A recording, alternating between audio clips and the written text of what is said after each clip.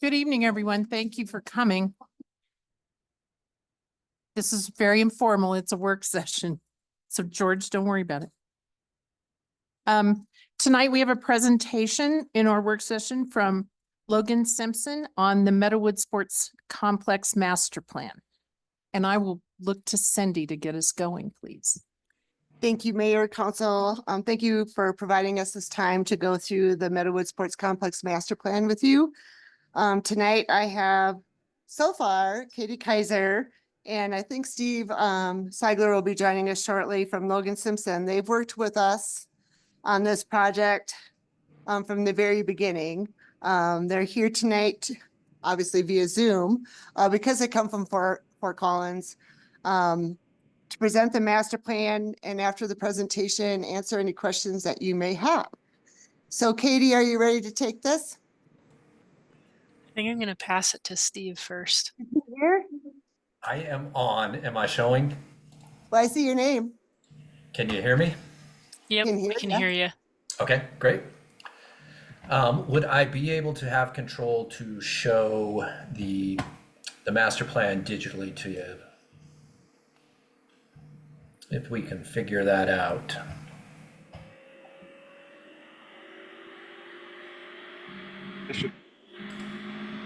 Steve, I can hear your computer taking off, by the way. Okay, I'm gonna try something different here. So I think we should be able to share your screen. Or you can share your screen. Is that better? Audio? A little bit, yeah. Okay, sorry, my computer and Zoom audio is not functional. Steve, can you share your screen?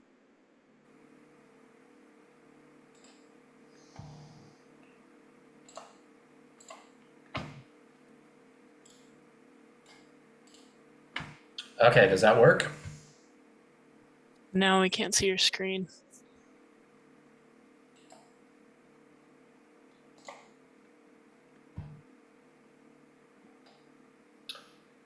Ah, There we beautiful. go. Okay, it took a while to load. Thank you. Okay, so just to get you started, we took an in-depth look with Cindy at the programming elements that came out of the comp plan identified as needs, and those had to do with upgrades to the hockey structure, roofing and chiller, parking, facilities for the players as far as warming huts and restrooms, pickleballs. Right now we currently only have 4, and the comp plan identified a need for at least 8. We looked at more throughout the process of this, and then in addition to ball fields, and then how we could get an extended season for playability, whatever that meant, as far as materiality and upgrades to facilities, either whether it was lighting or synthetic turf versus sod, and then also access. Currently, a lot of things were not ADA accessible, and there was only one entrance to the park as it is now. So with those major ideas in mind, we went through an exercise of first just looking at what facilities were on site, how things were functioning. I'm going to get to kind of a next page here, where areas of development were and what was missing and what needed to be upgraded as far as infrastructure, facilities, and that kind of stuff. So you can see we identified some problems as far as investments that were already made for retaining walls and drainage and stuff that we wanted to make sure we were addressing with any of the new development that we did, that we were protecting the investment already made and then getting the best out of what was available on site.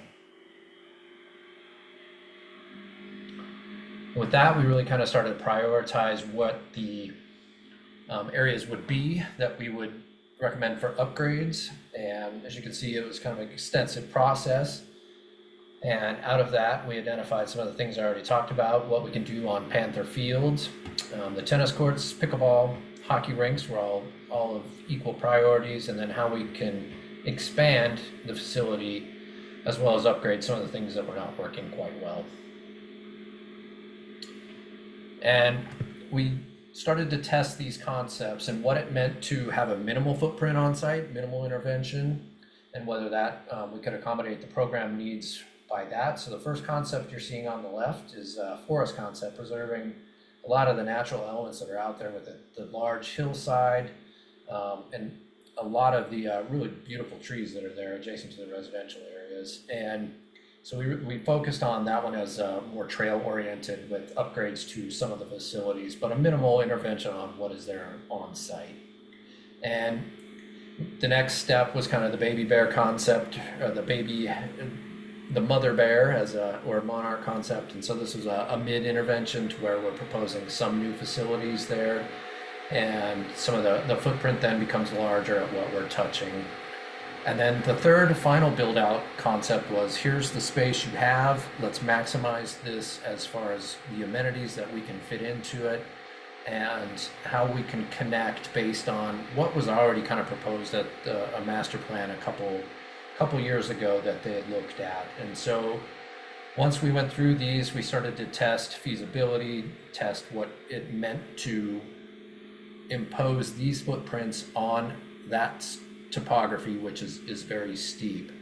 And so testing all three of those ideas, we distilled it into, and after several rounds of public engagement, 2 open houses, and then meetings with Park Recreation and Advisory Board and stakeholder interviews, we were able to really kind of narrow this down into a preferred master plan, which you're seeing here, which incorporates a little bit from each of the options, but still takes into account what areas we should think about the last place that you would develop on this in case you do not need to do it, which is, as we're looking adjacent to the number 9 here.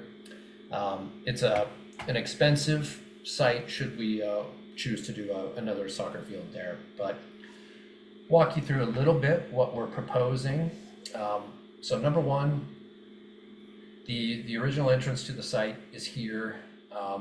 Very first thing we would like to look at is getting your secondary entrance into the site, and code requires now just for any safety intervention, should something happen here, an emergency access would not be available through the site. They want a secondary access. So we tested the idea of it up here. The grading, this is about 40 to 50 feet higher than it is down here. So the grading through here was such a big move, and retaining walls and very steep arcing road down from a road that we have no control over on when it would be developed. We came up with the idea of coming through here instead. So it's a much shorter road. It does require that we have drainage underneath it, but it is a much more cost-effective method than coming all the way up to the steepest part of the site. So that really drove a lot of the other amenity locations, and particularly pickleball here. The other code requirement for pickleball is that it is 500 feet away from adjacent residences, which brings us to kind of this arc here. And so the most economical and viable location on site was the location where the tennis courts are now. So expanding the pickleball courts to accommodate the needs required that we would then have to build more tennis courts in order to replace them and not displace your current tennis courts users. I'm going to take just a little bit of and ask for questions because I can't really see anybody here. And so just if there are any questions, I would pose that now is time to ask if you would like.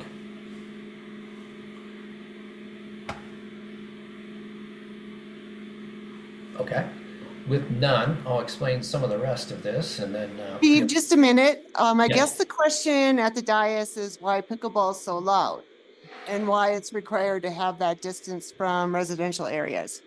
Yeah, so it is, so they use a decibel meter to test how loud the actual play of it is. And so decibel requirements, anything that becomes over, boy, off the top of my head, I think it's 98 decibels.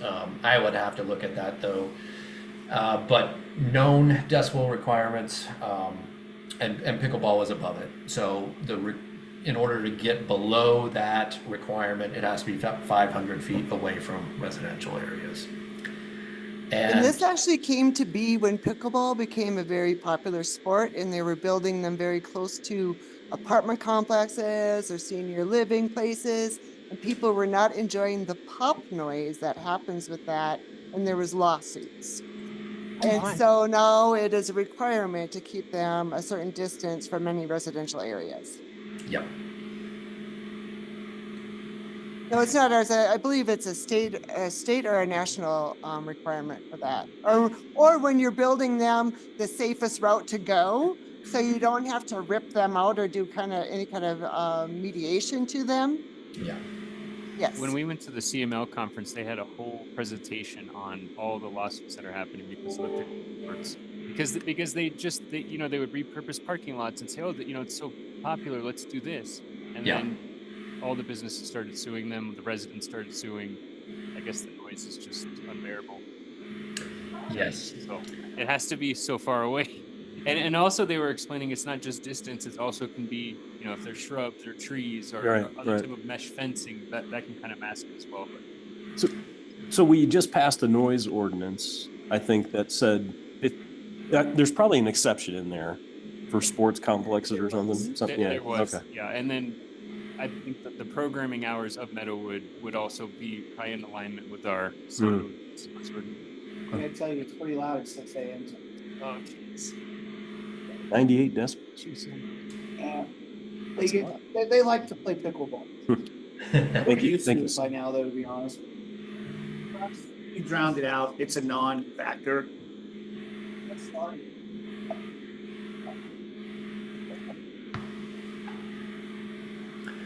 So I would follow that up just to say that you have a very active pickleball community.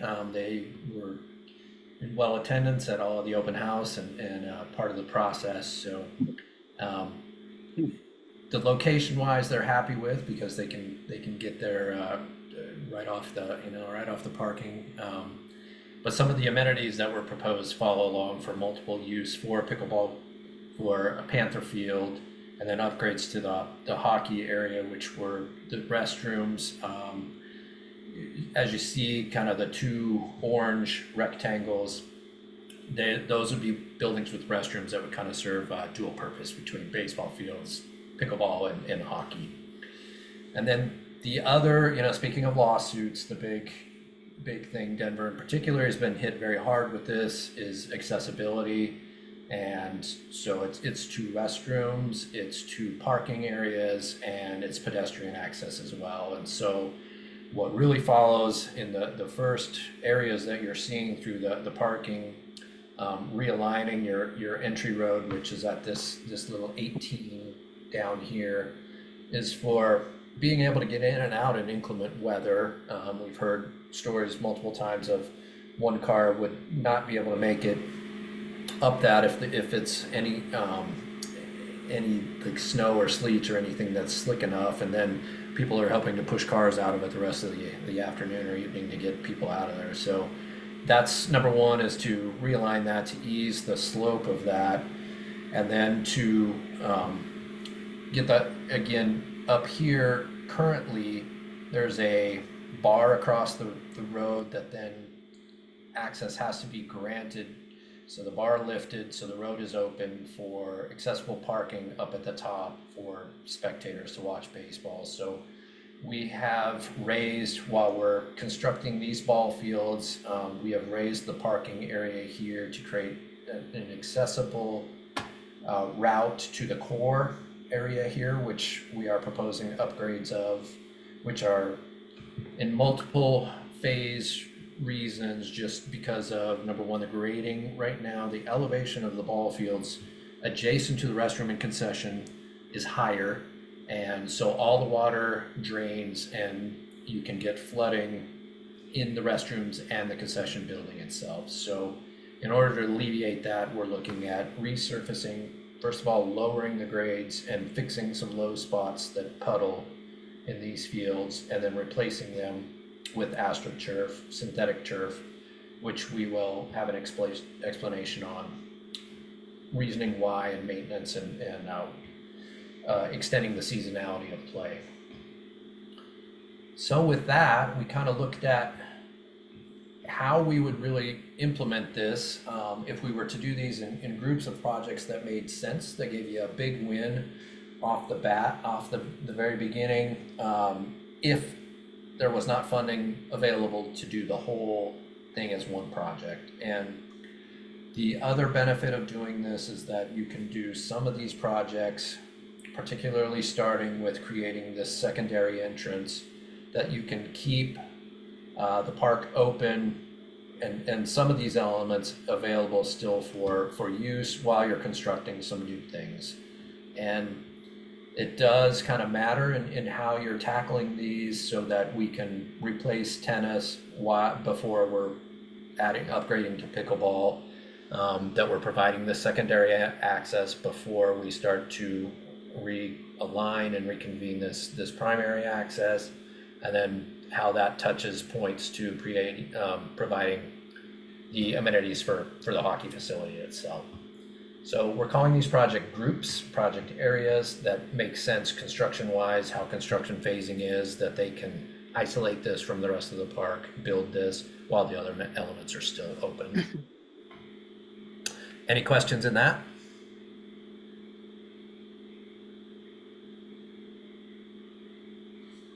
Council, any questions? Are you going to talk about dollar amounts? So we do have an estimate put together that looks at these in particular as the project groups themselves, with an overall primary cost, and this is a little hard to read. Yes. I will zoom in. We can provide this as a document that you could view as a print as well. The overall project cost, we are looking for everything across the board would be, in today's dollars, $29,328,000, and that is inclusive of all the structure, facilities, infrastructure, and improvements. We also did look at it to how we could break it down by project area group, and so this one, what you're looking at, I'm going to give you a kind of brief overview. So this project group 1, which is all of this highlighted, is estimated to be around 11.8 million. The secondary project group is around 3.4 million, and then the remaining projects is close to 14 million.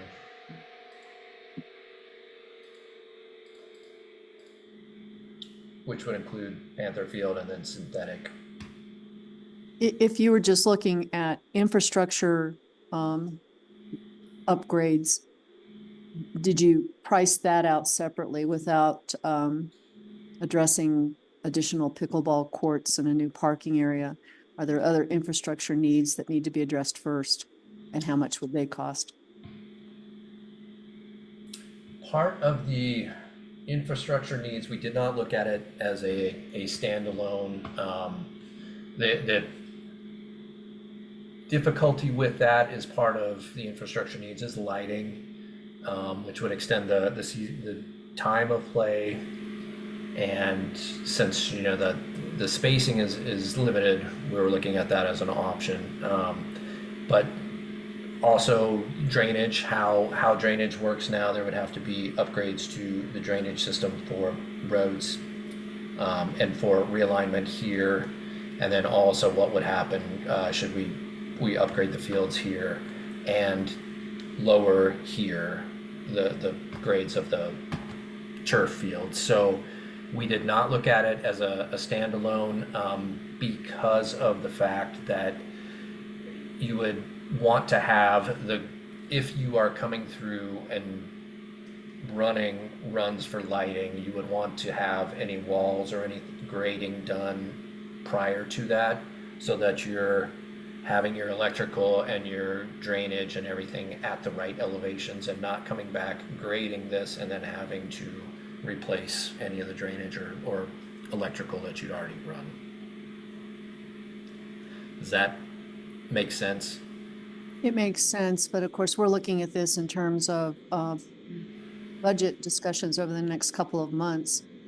And what you're describing is pretty darn expensive. So I'm looking at what are the infrastructure needs that need to be addressed immediately for safety reasons or for future build out.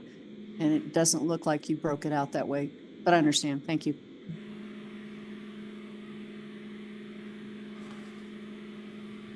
So Cindy, does this plan as a whole, does it require any additional land acquisition, or is it within the boundaries of the park now? It's within our current boundaries. Okay, thank you. Council? Anything else before we proceed? Thank you. Go ahead. If you have any more to share, I'm sure you do. Or for me, no, thank you. That was really it. Okay.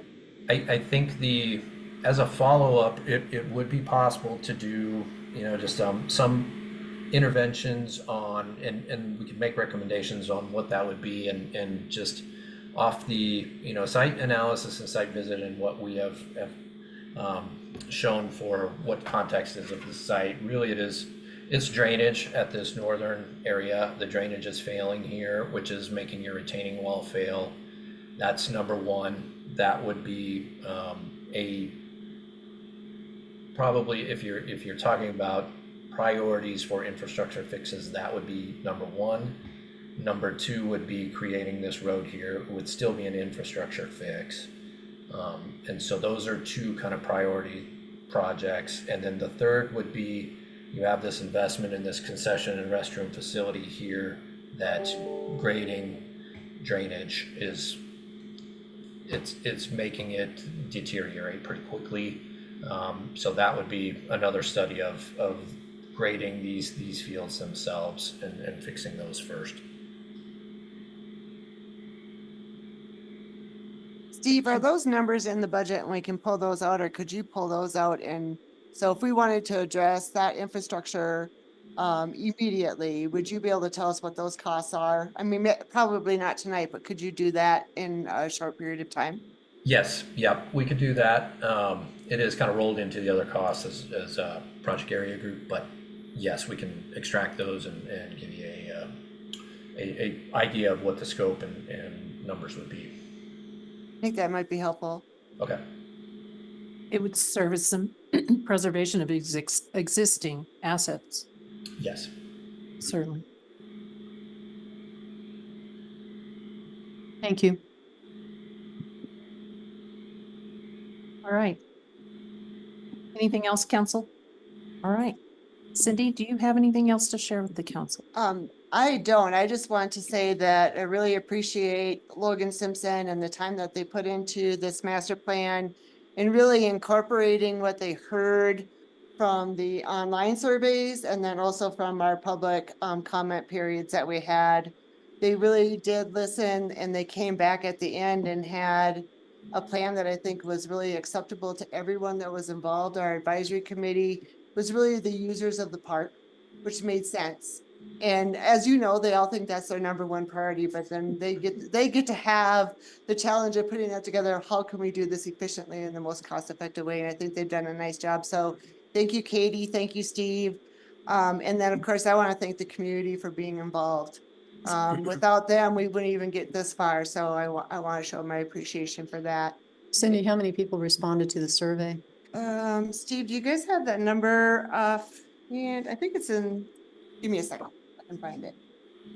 I know I can find it. The in-person ones, we probably had Each one, we probably had 40 at the first one and probably around 20 or 30 in the second. And then the online surveys, I think we ended up over, Online, we had a little over 1,000 views online. We had 53 total commenters that commented over 40 different areas on the online master plan. So it was well received, and there was Thank a you, lot Katie. of good conversation that was happening. Thanks. Thank you, Katie. Thank you. Anyone in the audience want to share anything with the council? Thank you. All right. If there's nothing else, I guess we can take a break until our meeting starts at 6:30. Thank you so much, Logan, Simpson, Katie, and Steve. Thank you, Thank you. Cindy. And I'm sure the Parks and Rec Advisory Board had a lot to do with this and the citizens as well. So Well, awesome. thank you. So much. We also really enjoyed the opportunity to work on it, work with Cindy. This was it's what makes us really want to do our profession and work with communities that are well-loved communities in Colorado. So thank you. You bet. Thank you. All right, we'll be Thank you. back at 6:30.